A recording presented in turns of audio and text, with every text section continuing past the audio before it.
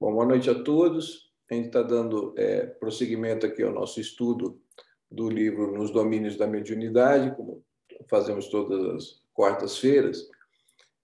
Hoje no capítulo 15, Forças Viciadas.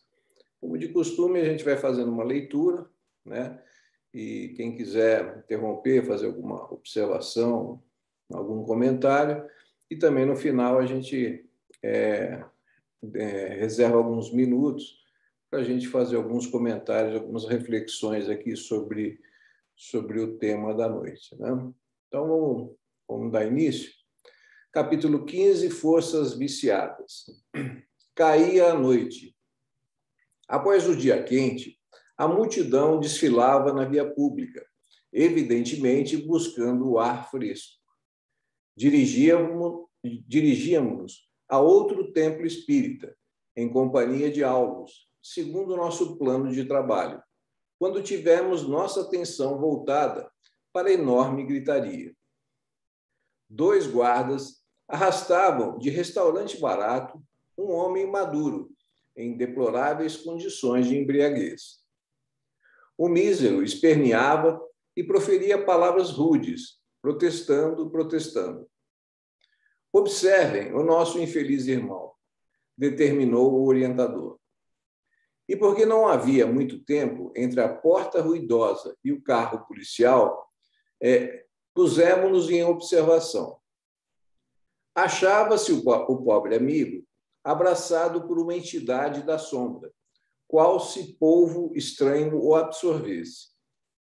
No átimo, reparamos que a bebedeira alcançava os dois, porquanto se justapunham completamente um ao outro, exibindo as mesmas perturbações.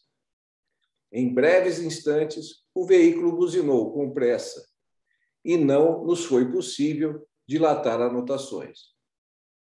O quadro daria ensejo a valiosos apontamentos.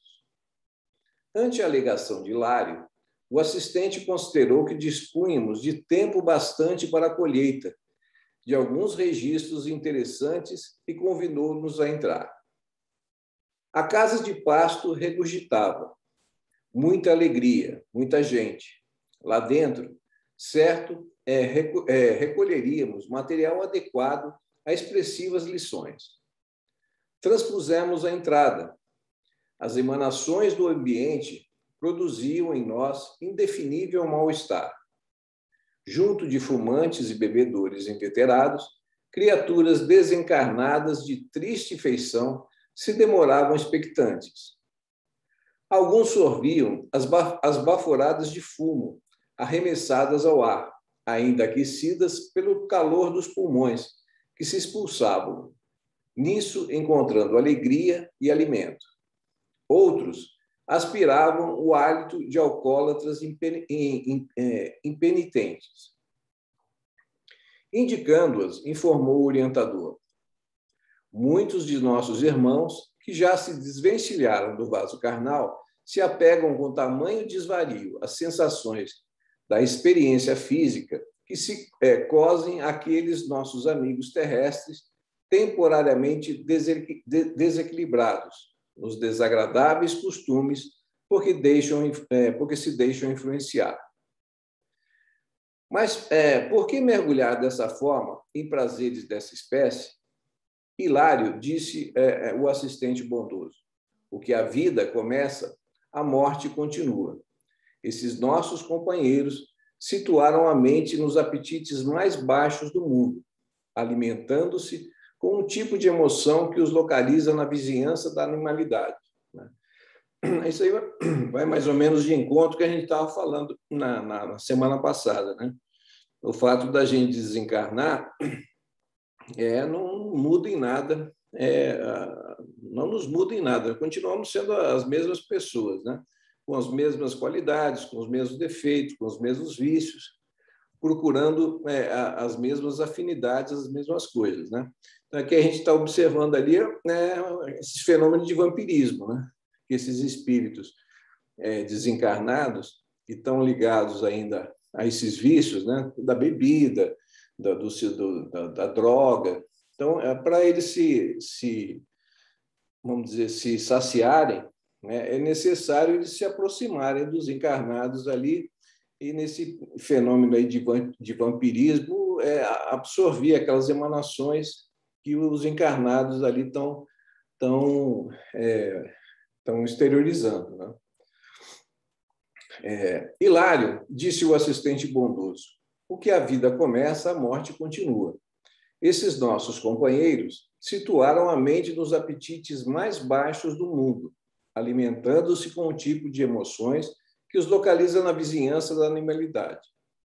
Não obstante haverem frequentado santuários religiosos, não se preocuparam em atender os princípios da fé que abraçaram, acreditando que a existência devia ser para eles o culto de satisfações menos dignas, com a exaltação dos mais astuciosos e dos mais fortes.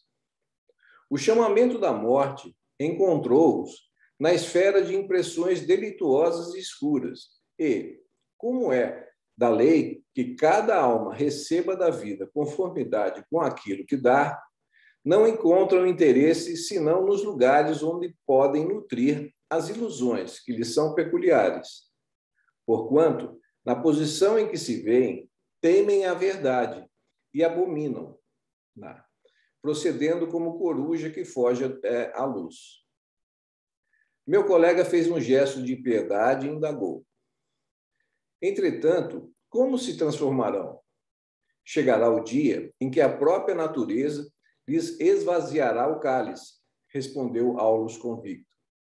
Há 1000 processos de reajuste no universo infinito em que se cumprem os desígnios do Senhor. Chamem-se eles aflição, desencanto, cansaço, tédio, sofrimento, cárcere. Contudo, ponderei, tudo indica que esses espíritos infortunados não se enfastiarão tão cedo da loucura em que se comprazem. Concordo plenamente, redarguiu o instrutor. Todavia, quando não se fatiguem, a lei poderá conduzi-los à prisão regeneradora. Como? A pergunta de Hilário ecoou cristalina e o assistente deu-se pressa em explicar. Há dolorosas reencarnações que significam tremenda luta expiatória para as almas necrosadas no vício. Temos, por exemplo, o mongolismo, a hidrocefalia, a paralisia, a cegueira, a epilepsia secundária, o idiotismo, o aleijão de nascença e muitos outros recursos angustiosos, mas necessários e que podem funcionar em benefício da mente desequilibrada, desde o berço, em plena fase infantil. Mais ou menos explicando aí esses processos reencarnatórios aí dolorosos, né, que a gente observa, né, e às vezes de uma forma sem compreender bem esses processos, quer que aquilo se resolva de uma forma rápida, né? Quando aquilo, às vezes, são processos que levam, às vezes, várias encarnações para que aquele indivíduo consiga se reajustar, né? Então, esses processos aí, como ele diz, de mongolismo... Às vezes, essas encarnações, elas são para que o espírito tenha um momento de trégua, né? Naquilo que o vicia, né? Então, sabe-se, assim, por exemplo, se ele reencarna dentro de uma situação de normalidade, vamos dizer assim, o risco dele cair no mesmo vício é muito grande, né? E passar mais uma existência da mesma forma.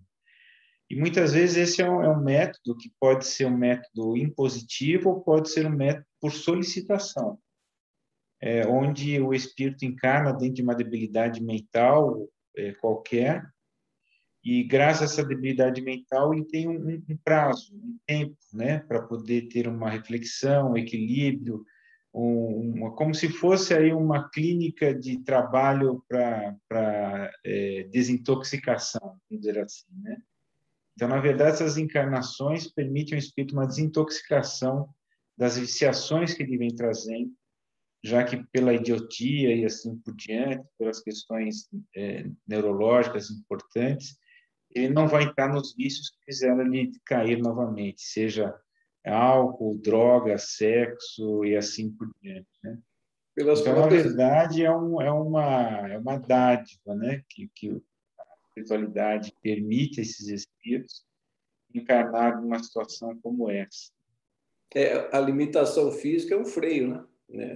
Nesses casos aí. O Chico Xavier dava um exemplo bom disso. Ele contava uma história de um rapaz que reencarnou com os membros todos atrofiados, os membros superiores, os membros inferiores, e ele dizendo o seguinte, que aquilo aconteceu porque era um espírito que vinha se suicidando repetidamente em várias encarnações. Uma atrás da outra ele se suicidava. Então ele veio nessa... ou se jogava de algum lugar, ou se enforcava. Então ele veio naquela encarnação até sem os membros, justamente para evitar que ele, né, novamente caísse no mesmo erro, né? Então, assim, a própria limitação física ia dificultar ele cometer de novo o suicídio, né? Então, ele conseguir, pelo menos uma encarnação ali, vivenciar o que tinha que vivenciar, né? Bom, seguindo. No entanto, comentei que se os nossos irmãos encarnados, visivelmente confiados à devassidão, resolvessem reconsiderar o próprio caminho, se voltassem à regularidade através da renovação mental com alicerces do bem, isso seria ganhar tempo, recuperando a si mesmo e amparando com segurança os amigos desencarnados. Usando a alavanca da vontade, atingimos a realização de verdadeiros milagres. Entretanto, para isso, precisariam despender esforço heróico, né? O livre-arbítrio, né? Observando os beberrões, cujas taças eram partilhadas pelos sócios que lhe eram invisíveis, Hilário recordou: ontem visitamos um templo em que desencarnados sofredores se espremiam por intermédio de criaturas necessitadas de auxílio. E ali estudamos algo sobre a mediunidade. Aqui vemos entidades viciosas valendo-se de pessoas que com elas se afinam numa perfeita comunhão de forças inferiores. Aqui, tanto quanto lá, seria lícito ver a mediunidade em ação? Sem dúvida, confirmou o orientador. Recursos psíquicos, nesse ou naquele grau de desenvolvimento, são peculiares a todos, tanto quanto o poder de locomoção ou a faculdade de respirar, constituindo forças que o espírito encarnado ou desencarnado pode empregar no bem ou no mal de si mesmo. Ser médium não quer dizer que a alma esteja agraciada por privilégios ou conquistas feitas. É aquilo que a gente tem conversado, né? Na maioria das vezes, a própria mediunidade é um tratamento para o próprio médium, né? É um mecanismo de ajuda, principalmente para o próprio médium. Ele está sendo útil aos outros, mas principalmente ele está sendo útil a si mesmo, né? Muitas vezes é possível encontrar pessoas altamente favorecidas com o dom da mediunidade, mas dominadas, subjugadas por entidades sombrias ou delinquentes, com as quais se afinam de modo perfeito, servindo ao escândalo e à perturbação, em vez de cooperarem na extensão do bem. Por isso é que não basta a mediunidade para a concretização dos serviços que nos competem. Precisamos da doutrina do Espiritismo, do cristianismo puro, a fim de controlar a energia medianímica de maneira a mobilizá-la em favor da sublimação espiritual na fé religiosa, tanto quanto disciplinamos a eletricidade a benefício do conforto e da civilização. Tudo assim, é lei de sintonia, né? Então, assim, a mediunidade é só um instrumento. Ela pode como qualquer instrumento, ela pode ser usada tanto para o bem quanto para o mal, né? Então, ela é só um mecanismo. Nisso, Aulus relanceou o olhar pelos aposentos reservados mais próximos, qual se já o conhecesse, e fixando certa porta, convidou-nos a atravessá-la. Seguimos-lo ombro a ombro. Em mesa lautamente provida, com fino conhaque, um rapaz fumando com volúpia e sob o domínio de uma entidade digna de compaixão, pelo aspecto repelente em que se mostrava, escrevia. Estudemos, recomendou o orientador. O cérebro do moço embebia-se em substância escura e pastosa que escorria das mãos do triste companheiro que o enlaçava. Via-se a absoluta associação na autoria dos caracteres escritos. A dupla, em trabalho, não nos registrou a presença. Nesse instante, anunciou Aulus, atencioso. Nosso irmão desconhecido é hábil médium psicógrafo. Tem as células do pensamento integralmente controladas pelo infeliz cultivador de crueldade sobre a nossa vista. Imanta-se-lhe a imaginação e lhe assimila as ideias, atendendo-lhe aos propósitos escuros, através dos princípios da indução magnética, de vez que o rapaz, desejando produzir páginas escabrosas, encontrou quem lhe fortaleça a mente e o ajude nesse mistério. Imprimindo à voz significativa expressão, ajuntou. Encontramos sempre o que procuramos ser. Finda a breve pausa que nos compelia à reflexão, Hilário recomendou. Todavia, será ele um médium na acepção real do termo? Será peça ativa em agrupamento espírita comum? Não, não está sob qualquer disciplina espiritualizante. É um moço de inteligência vivaz, sem maior experiência da vida, manejado por entidades perturbadoras. Após inclinar-se alguns momentos sobre os dois, o instrutor elucidou com benevolência.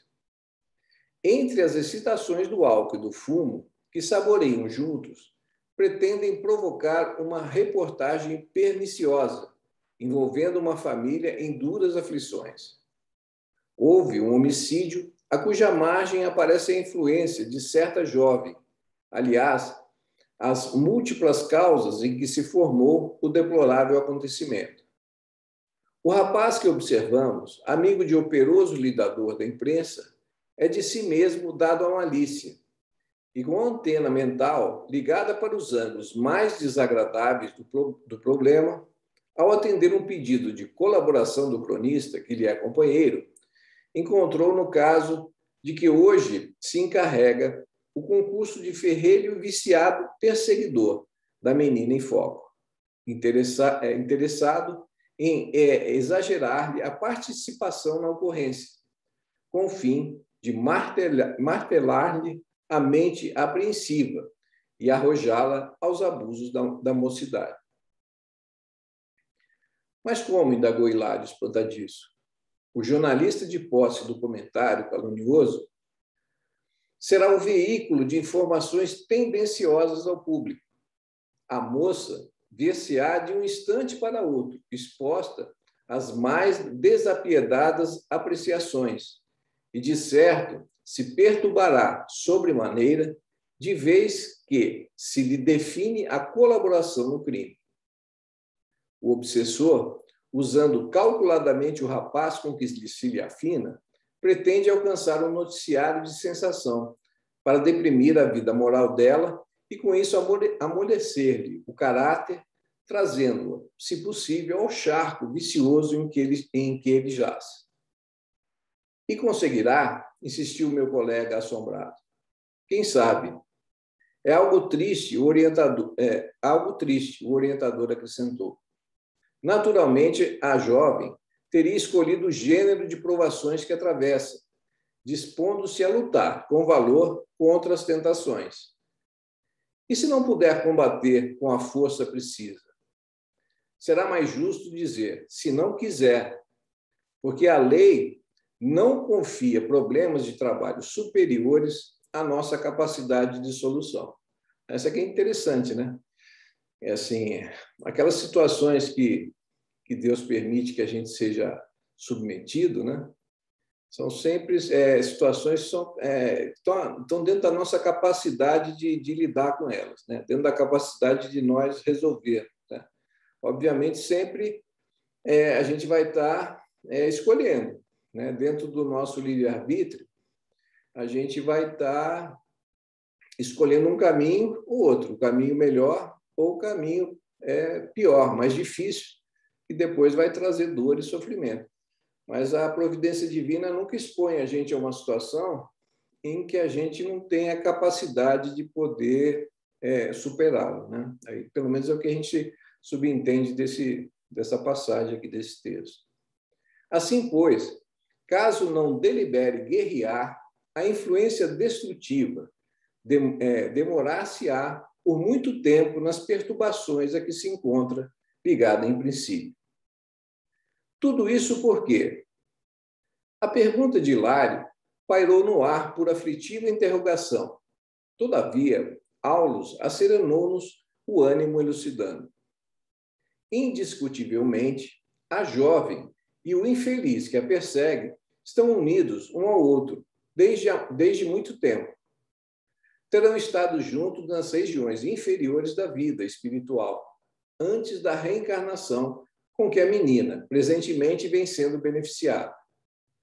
Reencontrando-a na experiência física, de cujas vantagens ainda não partilha, o desventurado companheiro tenta incliná-la de novo à desordem emotiva, com o objetivo de explorá-la em atuação vampirizante.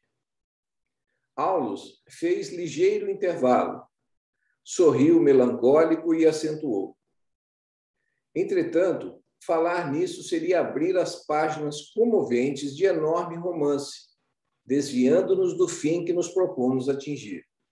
Detenhamos-nos na mediunidade, buscando aliviar a atmosfera de indagações que Hilário sempre condensava em torno de si mesmo, ponderei. O quadro, sob nossa análise, induz a meditação nos fenômenos gerais de intercâmbio em que a humanidade total se envolve sem perceber. É aquela frase, né? Aquela pergunta do Livro dos Espíritos, se a gente é influenciado pelos espíritos, né? Aí Kardec pergunta, aí os espíritos respondem que mais do que influenciados, muitas vezes nós somos dirigidos por eles, né? Assim, concordou o orientador, faculdades medianímicas e cooperação do mundo espiritual surgem por toda parte. Onde há pensamento, há correntes mentais. E onde há correntes mentais, existe associação. Essa aqui é bem interessante, né? Porque se a gente parar para pensar, de acordo com o que a gente pensa, a gente está vibrando num tipo de vibração ou outro. E de acordo com o que a gente está vibrando, a gente está se sintonizando, a gente está se associando a outras inteligências que estão vibrando no mesmo padrão que nós, né? Então, é lei de sintonia, né? Então, basicamente, o funcionamento é sempre assim. Você pensa e sente, de acordo com o que você pensa e você sente, você vibra, de acordo com o que você vibra, você se sintoniza, né? Então, a gente vai estar sempre... Cada um segundo suas obras. Exatamente. Por isso diz que Deus não pune ninguém, a gente se basta. Exatamente, não precisa. E toda associação é interdependência e influenciação recíproca. Daí, concluímos quanto à necessidade de vida nobre, a fim de atrairmos pensamentos que nos enobreçam. Trabalho digno, bondade, compreensão fraterna, serviço aos semelhantes, respeito à natureza e à oração constituem os meios mais puros de assimilar os princípios superiores da vida. porque damos e recebemos em espírito, no plano das ideias, segundo leis universais que não conseguiremos iludir. É o orar e vigiar, né?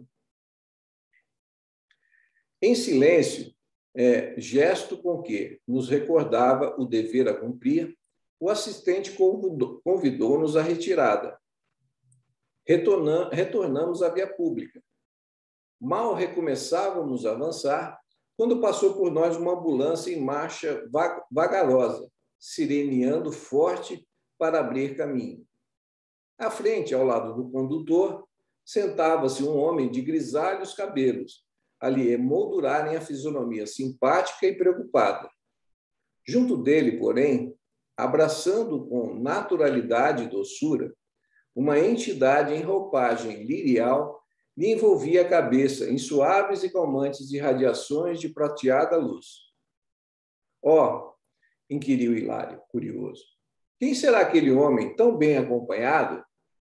Aulo sorriu e esclareceu. Nem tudo é energia viciada no caminho comum.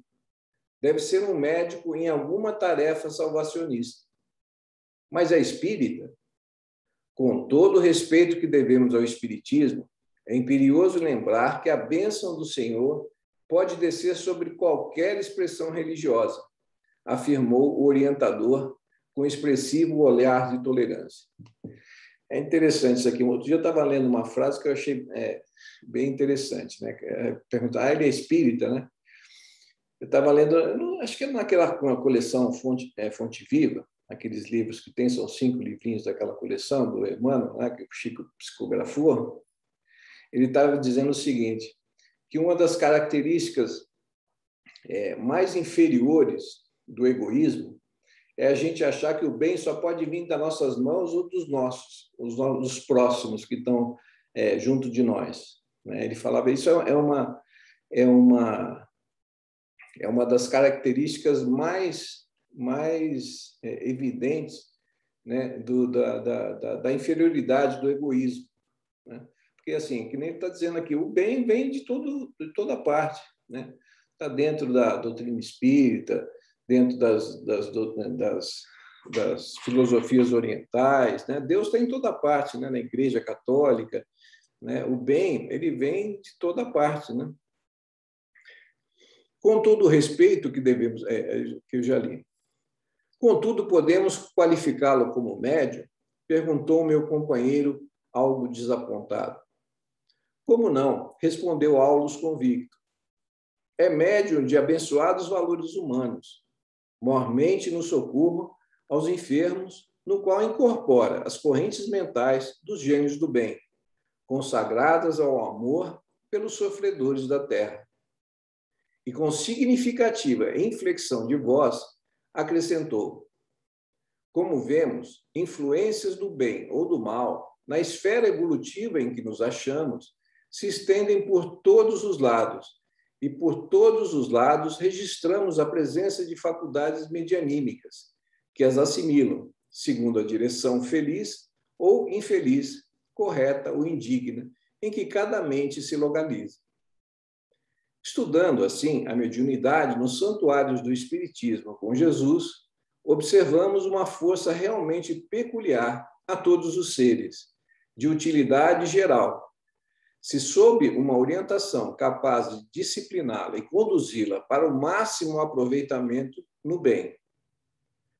Recordemos a eletricidade, que pouco a pouco vai transformando a face do mundo. É preciso instalar junto dela a inteligência da usina para controlar-lhes os recursos, dinamizá-los e distribuí-los, conforme as necessidades de cada um. Sem isso, a queda d'água seria sempre um quadro vivo de beleza fenomênica, com irremediável desperdício. O tempo, contudo, não nos permitia maior delonga na conversação, e rumamos, desse modo, para um agrupamento em que os nossos estudos na véspera encontrariam o necessário prosseguimento. Basicamente, esse capítulo aí, como todos assim, né, que a gente tem visto, assim, são curtos e tal, mas são todos assim que tem bastante coisa para a gente extrair, né? É isso aí, basicamente, está falando nesse capítulo aí de que a gente está sempre em contato, né? Todos nós somos médios, e de acordo com o que a gente anda pensando, anda sentindo, a gente está se sintonizando com isso. Por isso que é importante, na educação mediúnica, né, a gente se evangelizar, né? Procurar melhorar a vibração dos nossos pensamentos, dos nossos sentimentos, né, para que as nossas relações com o plano espiritual sejam mais felizes, né, para nós e É para os outros. educação ética e moral, né? Ela independe de religião. Sim. Se você buscar se moralizar, ser uma pessoa ética, né?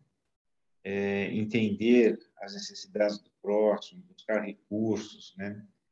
Não entrar em abusos, excessos, viciações, saber se resguardar, né, de determinados ambientes, saber se preservar mentalmente, espiritualmente, através da prece, da leitura. Tudo isso vai gerar em você um nível de vibração de proteção, né? Isso é um fato. Vai atrair para você aquilo que você está emitindo. Ele acabou de falar isso daí aí, né? Então, o médium, ele é médium, ele pode ser um médium com viciações ou sem viciações, ele continua sendo médium, a sua antena mediúnica está ali. E aqui ele explica bem, quer dizer, o indivíduo, ele apesar de ser médium, ele entra em viciações que às vezes ele nem sabe que ele tem essa dotação mediúnica e traz para a vida dele tanta dificuldade, tanto problema, que ele só vai perceber isso aí depois que ele desencarna e vai passar por várias outras encarnações de dificuldade até conseguir se libertar de todas as viciações, angústias, sofrimentos, males e assim por diante, que às vezes isso leva milênios, né, para conseguir acontecer. Às vezes um mundo se transforma, como o nosso está começando, e o espírito passou toda a existência dele num planeta, milhões e milhões de anos, e não conseguiu, e vai ter que retomar tudo de novo no planeta ainda primitivo. Então, tudo isso nós estamos vendo, né? E hoje, mais do que nunca, né? Olha o que nós estamos vendo aí em mídia, nós estamos vendo aí em determinados grupos extremamente extremistas em todos os locais do planeta. Nós estamos vendo isso, mas segundo o que dizem, né, está sendo feita aí uma análise individual e não coletiva de cada um, né, para que haja aí de fato aí a questão da separação do joio do trigo. Esses capítulos são importantes para nos alertarmos disso daí, né? Nós somos um alvo certo, né? Dos contrários à ordem, dos contrários, eu digo espíritos contrários, encarnados e desencarnados, que não se preocupa que o mal preserva os seus também, né? Sim. Eles são muito bem conduzidos a tentar perseguir aqueles que tentam imprimir uma ordem, um equilíbrio, uma moral, tal. E as três personalidades que mais têm essa influência são os políticos, os religiosos e os médicos. Nós estamos em duas categorias por enquanto. Por isso que temos que tomar os cuidados necessários, porque nós somos alvo. Então, deslizou, dançou.